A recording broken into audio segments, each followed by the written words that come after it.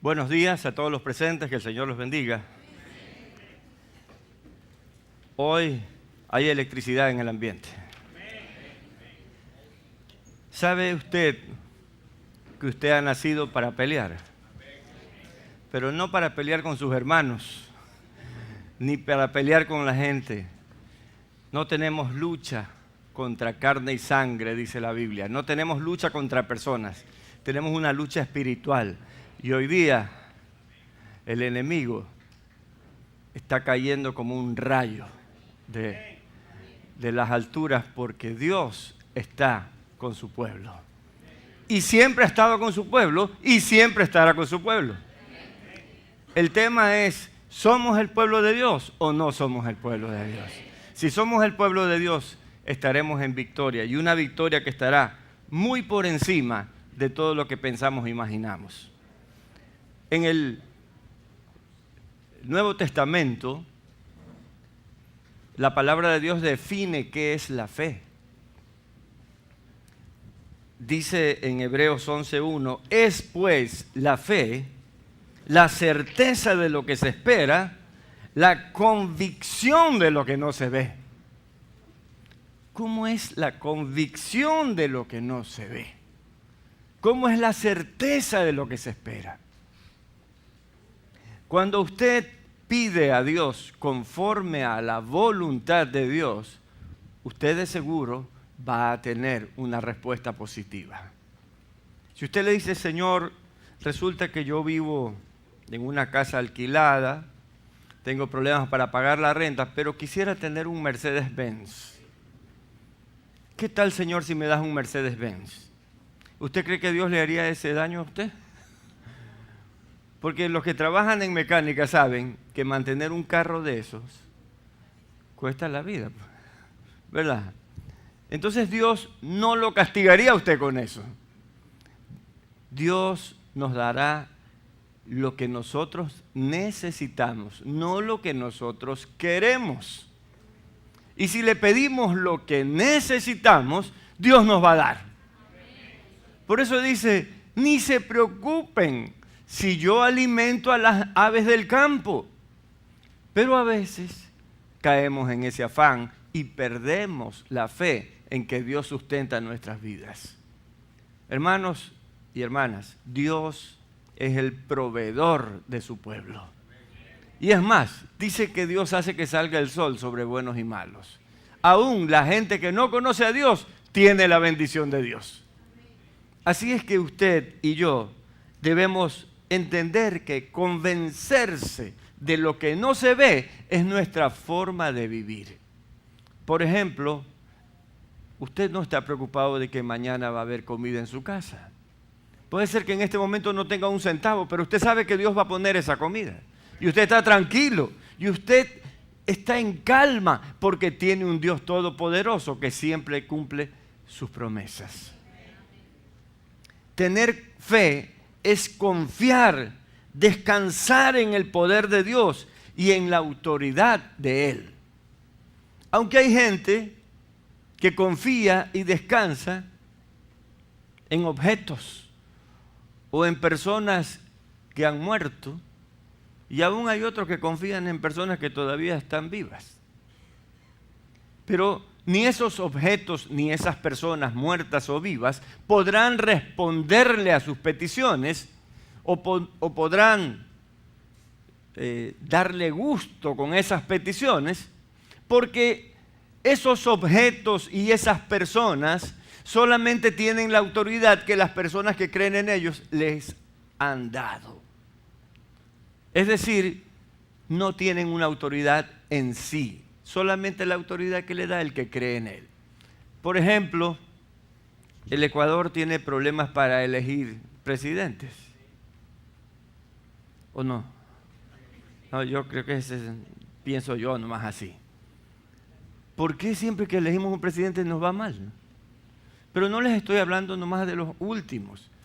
Esto es desde que yo soy un niño, que fue hace poco tiempo, que se repite y se repite y se repite. Es decir, no pensamos bien antes de elegir. Y entonces tenemos problemas. Ahora necesitamos elegir quién va a regir nuestras vidas espiritualmente. Entonces, creo yo que la mayoría hemos decidido que Cristo va a regir nuestras vidas, ¿verdad? Entonces, debemos tener esa sabiduría que Dios da para esperar en Él. ¿Y esperar es difícil? Claro, pero hay algunos que son más desesperaditos que otros. Pero esos que están más desesperaditos son los que más tienen que esperar y más sufren. Por eso uno tiene que esperar en la voluntad y en el tiempo de Dios. ¿Sabe usted que Eliseo estuvo como 20 años atrás de Elías hasta que Elías le pasó la unción? Estoy hablando de 2 profetas del Antiguo Testamento. Pero Eliseo nunca dijo, oye, ya apúrate, dame la unción ahorita. El que sí dijo así fue Simón el mago. Oye, Pedro, dame, ¿cuánto quieres por la unción? Apúrate. Nosotros tenemos que esperar en Dios. El profeta Jeremías dice, clama a mí y yo te responderé y te enseñaré cosas grandes y ocultas que tú no conoces. Yo quiero que usted preste atención a una cosa en este versículo. ¿A quién debemos clamar? Le clamamos a Dios. ¿Y quién va a responder? Entonces, ¿cómo podemos clamarle a una estatua o a una persona? ¿Cómo puede hacer la gente eso? Simplemente porque no ha leído la palabra de Dios. Porque el Señor nos dice, clama a la Virgencita del Quinche y ella te responderá. No dice así. Dice, clama a mí, dice Dios. ¿A quién? A Dios tenemos que clamar. Y Él nos responderá. Entonces, yo creo que nuestro pueblo tampoco sabe elegir todavía a Dios. Apenas creo que un 10 o un 12% de los ecuatorianos hemos confiado en Cristo. Así que tenemos mucha tarea, mis hermanos, para abrirle los ojos a los que los tienen cerrados todavía. Usted y yo debemos ser predicadores a tiempo completo. Yo tengo que trabajar, sí, trabaje. Me parece bien que trabaje, pero mientras trabaja, usted puede predicar con su ejemplo, con su actitud, con sus buenas palabras y con su sana intención.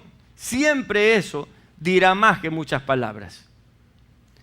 Detrás de esas falsas creencias, de esa gente que confía en los muñecos o en las personas muertas o lo que sea, lo que hay es una ingenuidad y un desconocimiento de Dios que las tinieblas se aprovechan. Los espíritus malignos rondan por todas partes y están tratando de aprovecharse de la ingenuidad y el desconocimiento de Dios de mucha gente para meterla en la idolatría. Y esto no es un asunto que se me ocurre a mí, dice que el pastor piensa que es así. No, esto yo no pienso, esto piensa la palabra de Dios. Y si la palabra de Dios me lo dice, entonces yo lo creo.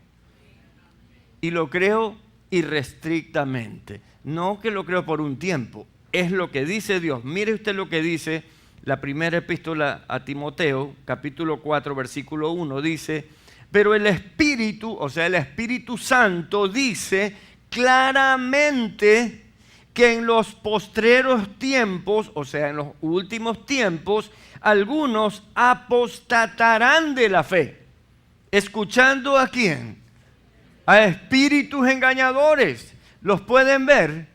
No, porque a los espíritus no se los ve, pero están ahí y están engañando. Y a doctrinas de demonios. Doctrinas de enseñanza. Entonces, las enseñanzas de los demonios muchas veces lo siguen. Uy, que se apareció acá atrás de un árbol y ahí está, que ni sé qué, que esto, que el otro, y van y hacen de todo ahí. Y entregan plata y todo y creen que con eso a Dios no le interesa la plata, hermanos. Dios es el dueño del oro y de la plata. Así dice la Biblia. Dios es dueño de todas las cosas. ¿Cómo le va a dar plata a usted a Dios? Cuando nosotros tomamos diezmos y ofrendas, no es para Dios, es para la obra de Dios. Es porque creemos firmemente que Dios está usando esta obra para abrirle los ojos a muchos.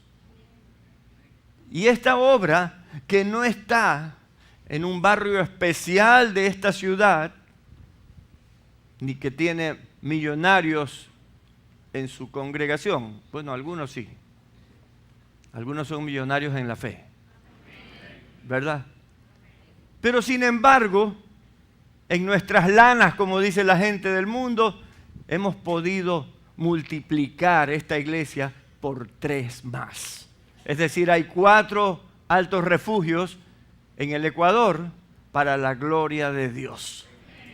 Así es que lo que usted aporta no es para que alguno de la iglesia se vista de lujo o lo que sea.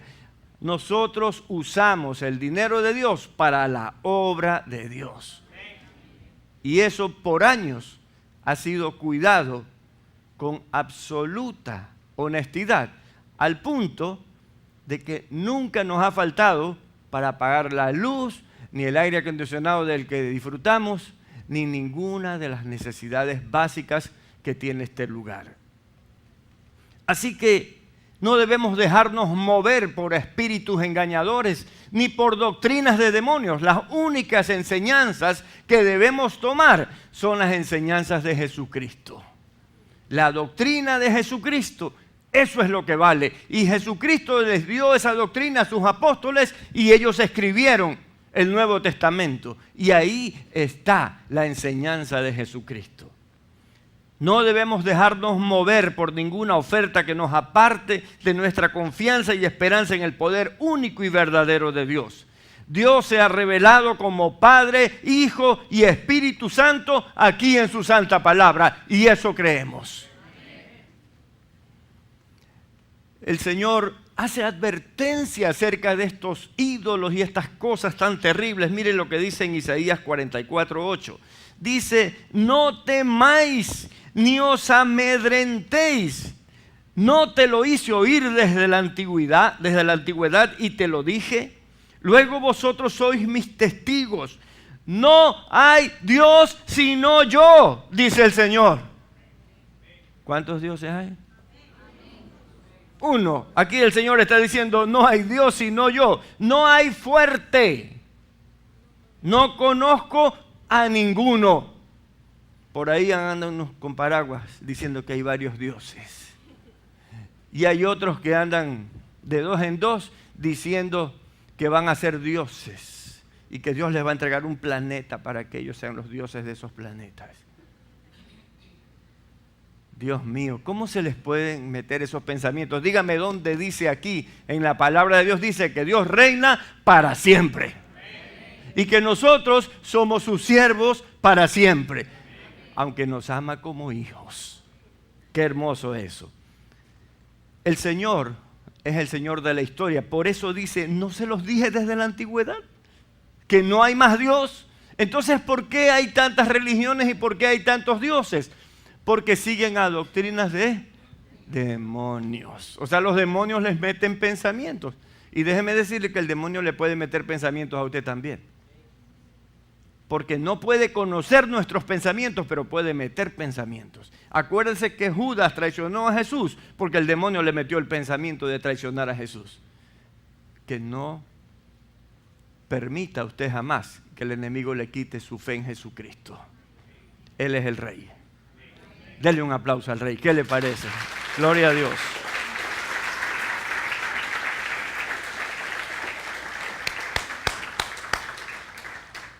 Mire esto que dice también la palabra de Dios en Isaías 40:18, en la traducción del lenguaje actual. A Dios no podemos compararlo con nada ni con nadie. No puede ser representado con ninguna imagen. ¿Jesucristo es Dios? Pregunto, ¿Jesucristo es Dios? ¿Podemos ver una imagen de Jesucristo? Aquí dice que no lo podemos representar con una imagen. Sí, los europeos hicieron un rubio, ojos azules y con el pelo largo, porque usaban así en ese tiempo. Pero los judíos no se peinaban así ni usaban el pelo así. Así es que todo eso es falso. Dios es Dios.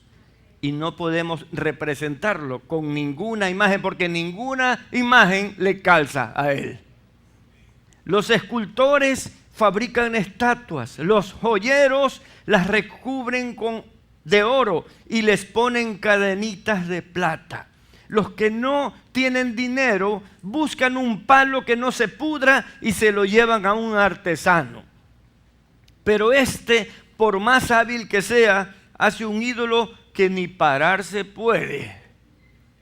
Pero a Dios no podemos compararlo con ninguna de estas imágenes. Hermanos, está claro, ¿verdad? Podemos confiar en el Eterno, en el Altísimo, en el que es santo, santo, santo, el que llena la tierra de su gloria.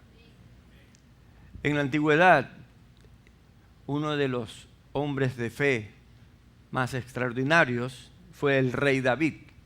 El rey David fue el más excelso rey de Israel, poseía una fe victoriosa. Él siempre confiaba en lo que Dios podía hacer en su vida. ¿Cuántos confían en lo que Dios puede hacer en su vida? ¿Amén sí o amén no? ¿Amén por ahora o amén hasta cuándo? Hasta que venga el primer problema. Uy, de esto no se va a arreglar. De esto no me voy a sanar. Ya muero así. Este asunto no tiene solución. Todo tiene solución. Porque para Dios no hay imposibles. David tenía una fe victoriosa. Desde joven entendió que solo Dios tenía toda la autoridad y el poder. Decidió poner su vida en las manos de Dios y su fe creció en la medida que iba conociéndolo. Su historia como creyente es digna de conocer. La Biblia fue escrita y hay historias de hombres y de mujeres de fe que debemos conocer e imitar. Para eso leemos la Biblia. No la leemos porque no tenemos nada que hacer de 7 a 8. No, esa no es la idea. Usted tiene que aprender de hombres y mujeres de fe que creyeron en Dios y fueron bendecidos extraordinariamente. A mí me encanta ser bendecido. No sé a cuántos de ustedes les gusta ser bendecidos. Entonces aprenda la palabra de Dios. Vaya ahí. La Biblia nos muestra cómo su relación con Dios, o sea, la relación de David con Dios, produjo maravillosas victorias. Pero también nos cuenta la Biblia que a veces olvidó permanecer obediente y entonces le vinieron grandes derrotas, angustias y fracasos. La fe victoriosa, ¿cuántos quieren tener una fe victoriosa? La fe victoriosa nace de una relación genuina con Dios. Mientras el pueblo de los filisteos atacaba al pueblo de Israel, solo David, que era un muchachillo de tal vez 16 o 17 años, creía que Dios tenía la autoridad máxima. En medio de todo ese ejército de Israel que estaba apostado frente al ejército de los filisteos, no había ningún otro ser humano que pudiera pensar en una victoria a través de Dios. Pero David, que era un muchacho, como lo digo, sí creía que Dios podía vencer a ese enemigo. No había otro que recapacitara en las promesas de Dios. Cuando usted tiene un problema, recapacite en las promesas de Dios. Piense en las promesas de Dios. Recuerde esas promesas y aplíquelas a su vida. Cuando usted sea dueña de una palabra, Dios lo bendice grandemente.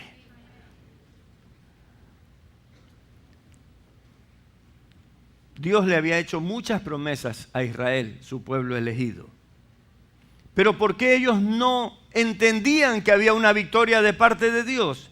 Simplemente porque no vivían en comunión con Dios. No vivían en comunión con Dios. No tenían comunión con Dios. no oraban, no buscaban la palabra de Dios, no meditaban en la palabra de Dios, o leían por receta, como hay algunos hermanitos que leen por receta. Hoy día me tocan 4 versículos. Ya no entendí nada, pero ya lo hice. ¿Y a quién le importa? Dios eso no te lo recibe. Vivir una relación permanente con Dios por medio de la fe permite que la autoridad de Dios también viva en nosotros. No sé, lo voy a repetir por si acaso. Vivir una relación permanente con Dios por medio de la fe permite que la autoridad de Dios también viva en nosotros. ¿Jesucristo nos dio autoridad, sí o no? Una vez, en una iglesia, un hombre estaba encargado de ir a dejar el depósito de los diezmos y las ofrendas. Y a la salida de la iglesia iba al banco, y a unos 20 o 25 metros de la salida lo encontraron unos ladrones y con un revólver lo apuntaron y le dijeron: danos la plata. O sea, ya se la sabían todas, ¿no? Sabían cómo era la cosa. Entonces él dijo: en el nombre de Jesús fuera. Le metieron un balazo, casi se muere. ¿Por qué? Si él dijo en el nombre de Jesús. ¿Qué piensan ustedes? Porque si no vive en comunión con Dios, no tiene autoridad. Si Dios no vive en ti, no hay autoridad. Tus palabras son huecas.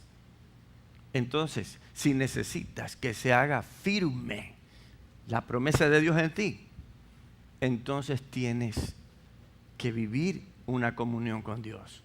No estoy hablando de una perfección de vida, de una santulonada, eso no. Estoy hablando de un reconocimiento diario. Señor, aquí está este pequeñito, aquí está este hombre frágil y débil que te ama con todo el corazón y que te pide perdón por lo que pasó ayer, y hoy quiero que me ayudes a ser un poquito mejor que ayer.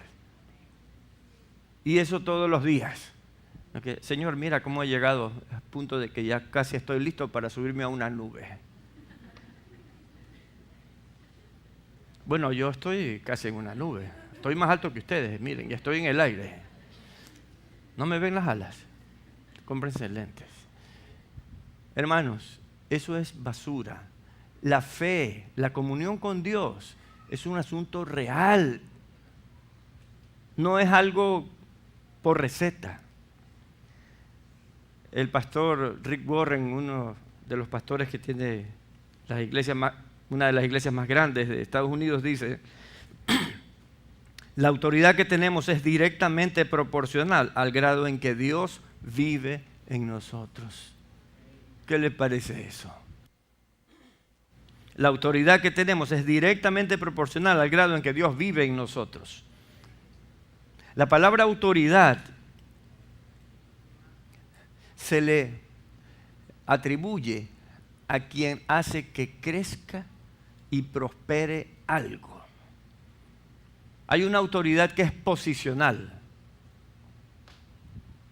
O sea, cuando yo he ido a reuniones de pastores y cosas así, nunca voy y digo: yo soy el pastor de la iglesia Alto Refugio, y saco pecho. No, nomás doy la mano y digo: Dios te bendiga. ¿Sabe qué? Pero hay otros que ya un poco más y se compran una escarapela, pues, y se ponen apóstol, profeta, yo no sé qué otras cosas, patriarca, obispo. Se ponen unas cosas porque están pensando que la autoridad es un asunto posicional. No, la autoridad es un asunto que produce fruto. Y el fruto se ve. ¿Verdad? Ya. Entonces, bueno, no perdamos mucho el tiempo ahí. Pero que la autoridad de Dios viva en nosotros significa que su voluntad y su propósito se cumplirán en nuestras vidas a causa de una dependencia verdadera de Él. En Juan 15:5 Jesús dijo, yo soy la vid, o sea, yo soy el tronco, vosotros los pámpanos, las ramas. Nosotros somos las ramas de Jesucristo. Qué bonito eso, ¿no? Las ramas de Jesucristo. Bueno, haremos una canción por ahí. El que permanece en mí y yo en él, este lleva mucho fruto, porque separados de mí nada podéis hacer. Un hombre de Dios dedicado a la oración llamado Andrew Murray escribió hace más de un siglo: la vida que permanece completamente en Cristo es la que hace la oración eficaz en el nombre de Cristo. Mire usted, porque cualquiera puede decir en el nombre de Cristo, pero si no pasa nada significa que no hay autoridad ahí. Y a veces la autoridad está en los más humildes y sencillos que piensan que no está la autoridad. Hace unos pocos años, una chica de la iglesia iba por una peatonal y un ladrón se le presentó y le dijo, dame el celular. Y le dijo, fuera en el nombre de Jesús. Se dio la vuelta y se fue. ¿Qué pasó? Había autoridad. Tal vez ella misma no pensaba que tenía esa autoridad, pero en ese momento salió, porque el Espíritu Santo nos dice lo que debemos decir cuando estamos frente a situaciones difíciles. Qué hermoso que es el Señor, ¿verdad? El Señor es Jehová de los ejércitos, porque Él es un Dios de orden, porque su ejército está en batalla y porque la sujeción de unos a otros trae la victoria. Los ejércitos que son disciplinados tienen victoria. Los ejércitos indisciplinados no van a ninguna parte. Todas las estrategias de nuestro supremo comandante Jesucristo llegarán a sus soldados si cada mando intermedio las transmite con absoluta obediencia y fidelidad. Por eso es muy importante que toda la iglesia tenga un sentido de obediencia. En esta iglesia hay pastores, hay ministros, hay líderes. Tenemos que sujetarnos a ellos, hermanos. Digo, no, pues a mí no me, nadie, pues yo soy yo, pues. Sí, yo sé que tú eres tú, hasta ahora. Pero el día que el Señor diga, se te acabó el recreo, tendrás que ir a su presencia. ¿Y por qué fuiste desobediente? Tú sabes que los desobedientes no heredarán el reino de Dios. ¿Dice así o no dice así? Entonces, el Señor ha establecido pastores, líderes, ministros en nuestra iglesia y todos debemos someternos en amor a ellos. Hebreos 13:17 dice exactamente así: obedeced a vuestros pastores y sujetaos a ellos, porque ellos velan por vuestras almas, como quienes han de dar cuenta, para que lo hagan con alegría y no quejándose, porque esto no os es provechoso. Hay algunos que les encanta sacar canas verdes a los pastores. No sé para qué, no sé qué buscan con eso. Ya los pastores tenemos suficiente trabajo, hermanos. Suficientes angustias, suficientes dolores. La iglesia no debe ser motivo de enojos, de desánimo. No. Ahora, no estoy diciendo que si usted tiene un problema no venga a una consejería. Totalmente de acuerdo. Usted tiene que venir a una consejería si necesita la consejería. Y a veces hay algunos que necesitan la consejería y no la piden porque creen que están por encima de todas las cosas. Mire lo que dice este mismo versículo en la Nueva Traducción Viviente. Obedezcan a sus líderes espirituales y hagan lo que ellos dicen. Su tarea es cuidar el alma de ustedes y tienen que rendir cuentas a Dios. ¿Quién va a rendir cuentas a Dios? Los líderes, los pastores. ¿Está oyendo? Los pastores tenemos un compromiso con Dios. No es que nos encontramos una escarapela que decía pastor y decía, uy, soy pastor. No, esto ha sido un caminar, ha sido un proceso, ha sido algo que Dios ha hecho porque Él nos llamó. Y cuando Dios llama, nadie puede oponerse a eso. Entonces, dice que la tarea de los pastores es cuidar el alma de ustedes y los pastores tienen que rendir cuentas a Dios. Denles motivos para que la hagan, la tarea, con alegría y no con dolor. Esto último, o sea, el dolor, ciertamente no los beneficiará. Así es que la iglesia debe estar bajo una disciplina para que tenga esa fe victoriosa. ¿Quiere una fe victoriosa? Sea disciplinado. Dios le irá dando a usted y a todos el crecimiento para llegar donde Dios quiere que usted llegue. El centurión romano que se le presentó a Jesús no maravilló a Jesús por el uniforme que cargaba, ni por la petición, ni siquiera por la humildad que sí mostró pidiéndole a Jesús que sane a su siervo. Él maravilló a Jesús por su fe, por su confianza en la autoridad de Jesús. Dígame una cosa, ¿Jesús nos llamó, sí o no? Como a 8 ha llamado. ¿Jesús nos llamó? Ok, ahí estamos bien. ¿Y usted cree que a Él se le va a escapar algo? ¿Que Él no es capaz de hacer todas las cosas que quiere hacer con nosotros? ¿Usted confía en lo que Él puede hacer y quiere hacer? Entonces déjelo que haga. Porque el día para que usted le sirva en el lugar preciso, vendrá cuando Él lo diga. Y eso es lo que necesitamos ver. Solo una vida de fe, humildad genuina y absoluta sumisión a los principios de su reino, o sea, del reino de Dios, producirá en nuestra vida la autoridad que nos lleva a una fe victoriosa. Le pregunto, ¿descansa usted en la total autoridad de Dios? No hay ni uno. ¿Descansa usted en la total autoridad de Dios? ¿Cree que su vida está en las manos de Dios? ¿Confía en que Él tiene propósitos de bien para su vida? Gloria a Dios. Entonces usted va a tener esa fe victoriosa. Ahora, también vea esto. La fe victoriosa es probada en las circunstancias difíciles. David enfrentó duros retos a su fe desde que era pequeño. Pero él no escuchó las voces de los que apagaban su fe. Prefirió escuchar la voz de Dios, que le ordenó ser esforzado, valiente y obediente. Y David fue esforzado, valiente y obediente. Por si acaso, esto está corroborado en cuanto a que es una petición de Dios para todos nosotros. En Josué 1:9 dice, mira que te mando que te esfuerces y seas valiente.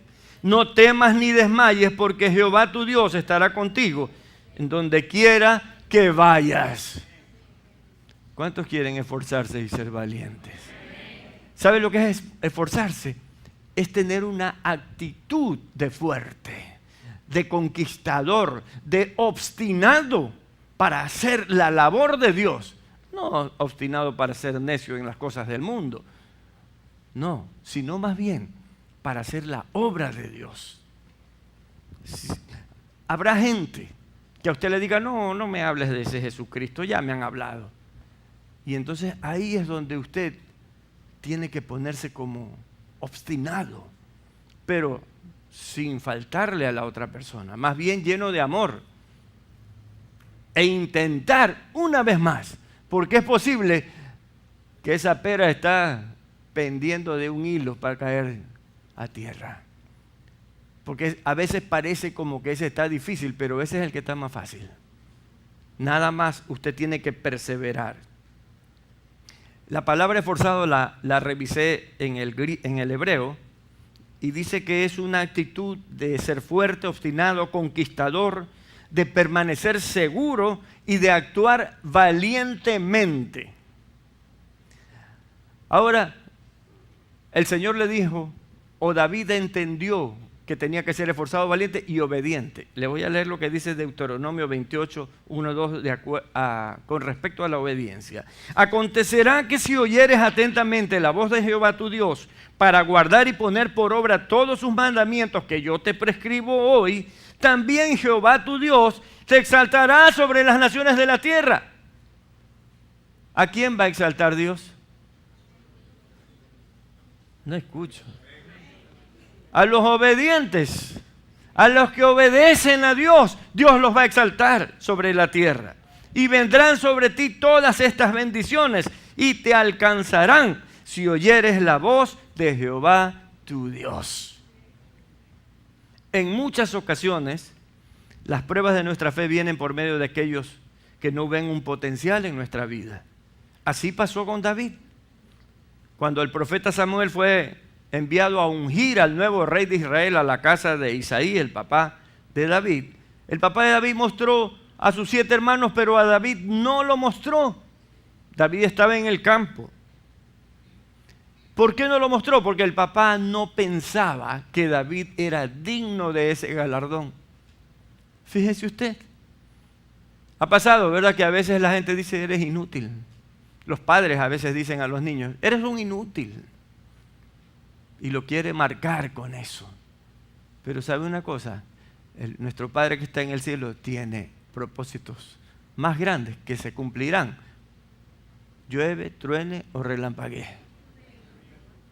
El hermano de David, Eliab, cuando fue y vio a Goliat que estaba ahí amenazando al ejército de Israel, le dijo, eres un curioso. Eres un malicioso, por eso vienes aquí a curiosear. Y David lo que había hecho era ir a vencer al gigante. Porque Dios tenía preparada esa victoria para David. Cuando David pidió permiso al rey para pelear contra Goliat, el rey Saúl le dijo, no, tú no eres capaz de vencer. Ese tipo te saca la mama.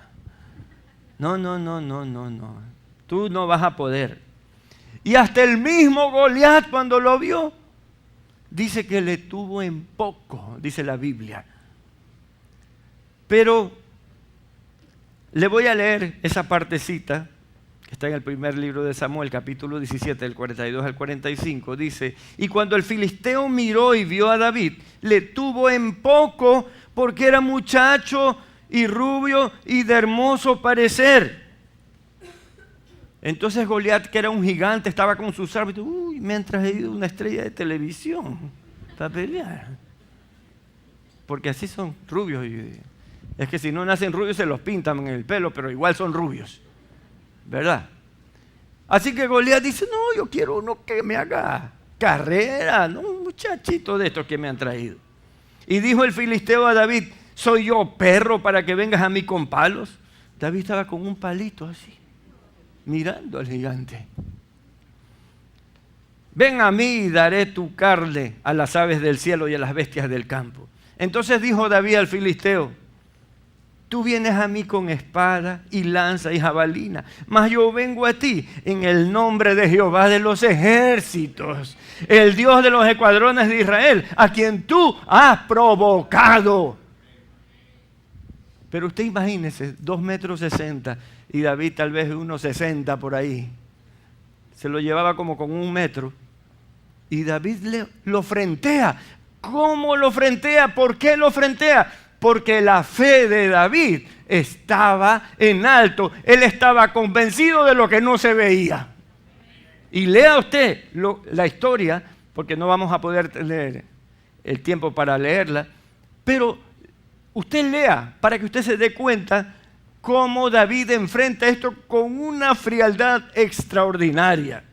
Imaginémonos por un momento este diálogo entre Goliat y David en el campo, mientras Goliat quiere meterle temor a David, como decir, ya mejor sal corriendo, que eso va a ser lo mejor para ti. Pero en todo caso, esta es una narrativa, esto no está en la Biblia, pero nada más haciendo una analogía, pensemos en esta narrativa. Goliat dice, yo soy hombre de guerra y estoy bien entrenado. David dice, Jehová me ha librado de osos y leones, me librará también de ti. Goliat dice, yo tengo mi escudero, él y yo somos un equipo vencedor. David dice, yo estoy con Dios, él y yo somos un equipo más que vencedor. ¿Sí ve? Goliat dice, soy yo, perro, para que vengas a mí con palos. Me ofende que Israel envíe a un muchacho como tú y no a un guerrero armado. David dice, tú has ofendido a Dios y ninguna de tus armas te servirá delante de Él. Goliat dice, ¿no te das cuenta que soy hombre de guerra y que mi espada, mi lanza y mi jabalina te matarán y las aves del cielo y las bestias del campo se alimentarán de tu carne? David le dice, ¿no te das cuenta que yo soy un hijo de Dios? ¿Cuántos son hijos de Dios? ¿Cuántos son hijos de Dios? Mire qué interesante declarar en ese momento cuando el enemigo se te pone al frente. Tú le dices, yo soy un hijo de Dios y a mí nadie me puede vencer porque Él está conmigo. Soy más que vencedor. ¿No te das cuenta que yo soy un hijo de Dios y vengo en su nombre? Él te entregará a mí y te venceré y te cortaré la cabeza. Mire lo que estaba viendo David en su mente, en su fe. Estaba convencido de que el gigante estaba tirado en el piso. ¿Cuál es ese gigante que te está persiguiendo? Nada más piensa en este momento y dile, te voy a ver tendido en el piso y sin cabeza. Eso es lo que pensaba David. Su fe estaba en la victoria, nunca en la derrota. Hasta hoy pensaste en la derrota. Hoy tenemos que cambiar, hermanos. Hoy tenemos que cambiar. De nada te servirán tu espada, tu lanza y tu jabalina, porque de Jehová de los ejércitos es la batalla. Y tú y tu pueblo hoy serán derrotados. Les dio hasta el tiempo, hoy mismo. El resultado de la declaración de fe de David fue una victoria contundente para él y su pueblo. Siempre que atravesamos circunstancias difíciles, el enemigo querrá avergonzarnos, llenarnos de temor, mermar nuestra fe, nos hará pensar que somos incapaces, inútiles, que la victoria es para otros, no para nosotros, o que lo más seguro es que salgamos derrotados de nuestras batallas. David no le creyó al enemigo, le creyó a Dios y mostró total confianza en que Dios le daría la victoria. Y Dios se la dio, hermanos. La gloria es para Dios.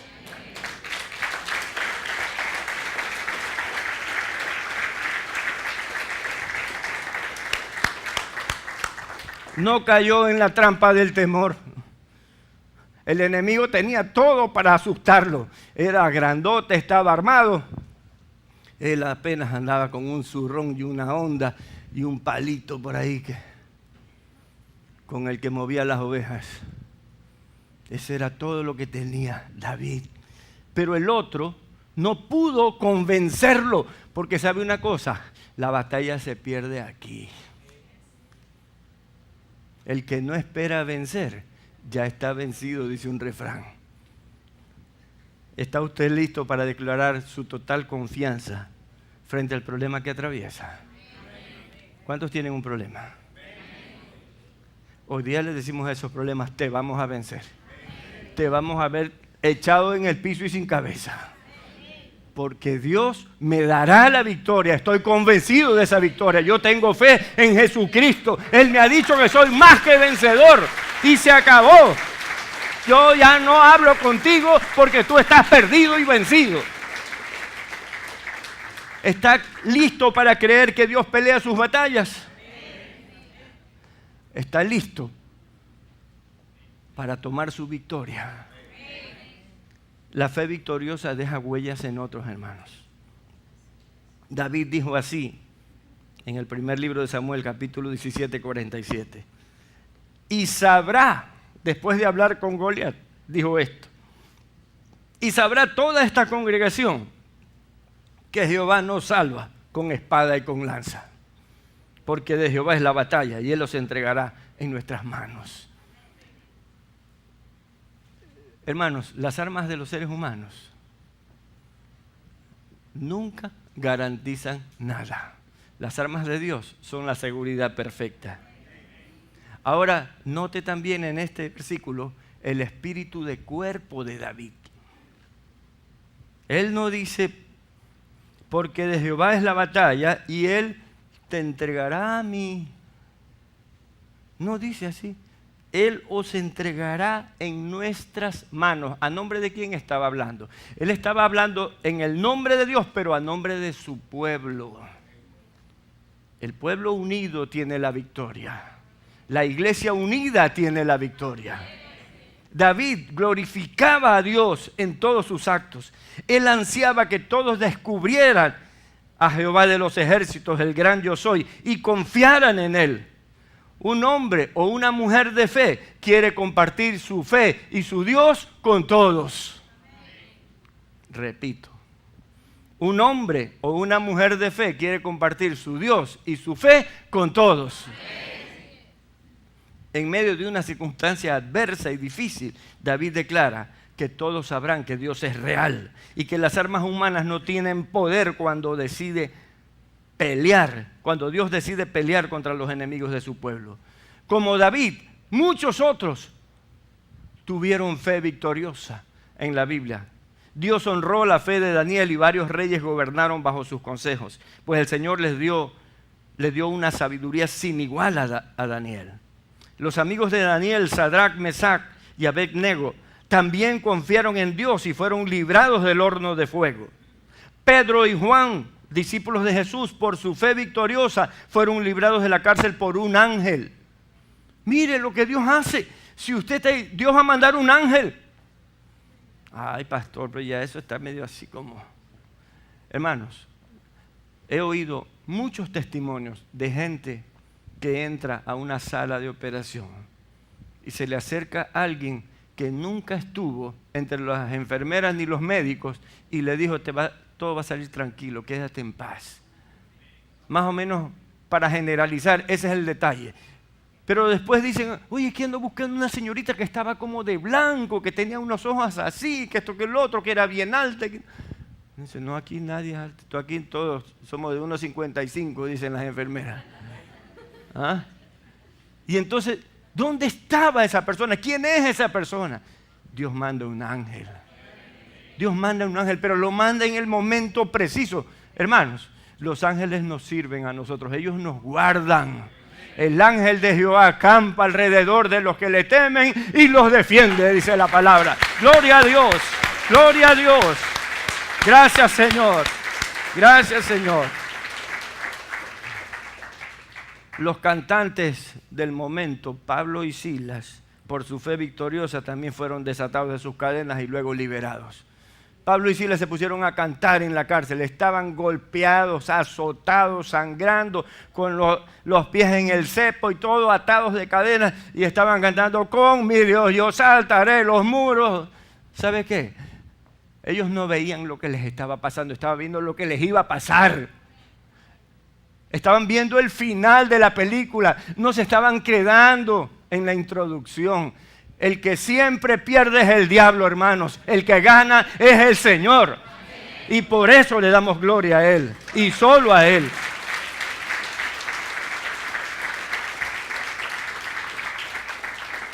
Muchos hombres y mujeres de esta iglesia han tenido la victoria. Una fe victoriosa. Y la siguen teniendo. ¿Sabe por qué? Porque han creído en el Dios que cumple sus promesas. Usted quiere tener una fe victoriosa. Si usted está aquí y nunca le ha entregado su corazón a Dios, Dios dice que ha mandado a Jesucristo para que por medio de Jesucristo todos regresemos a Él. Y usted y yo debemos tener a Dios en nuestros corazones. Si usted necesita, si nunca le ha dicho Jesús, entra en mi vida, hoy van a haber varios ministros aquí, parados. Dígale, quiero orar y pedirle a Dios que entre en mi vida. No quiero que pase un minuto más de mi vida sin tener a Cristo en mi corazón. Y ellos lo van a servir. Pero ahora yo quiero hacer un desafío de fe. ¿Qué tal si hoy día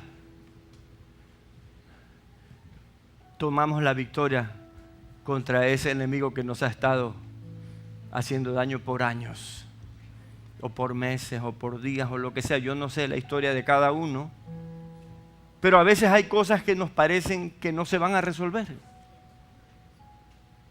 Que tengo un pariente que no sale del alcoholismo, de la drogadicción, o está metido en problemas, o tiene lo de aquí o lo de acá, yo no sé, o está enfermo, lo que sea. Yo no sé cuál es la situación, pero usted sabe cuál es la situación. Entonces usted dígale: Señor, yo sé que tú eres más que vencedor y que me has hecho a mí más que vencedor. Y yo quiero esa victoria porque yo hoy día he comprendido que no necesito leerme 8,000 libros para conocer que tú eres Dios y tienes todo el poder. Y si usted está dispuesto, entonces diga conmigo así: creo que Dios está aquí y que hoy hará un cambio importante en mi vida. Pongámonos de pie y oremos.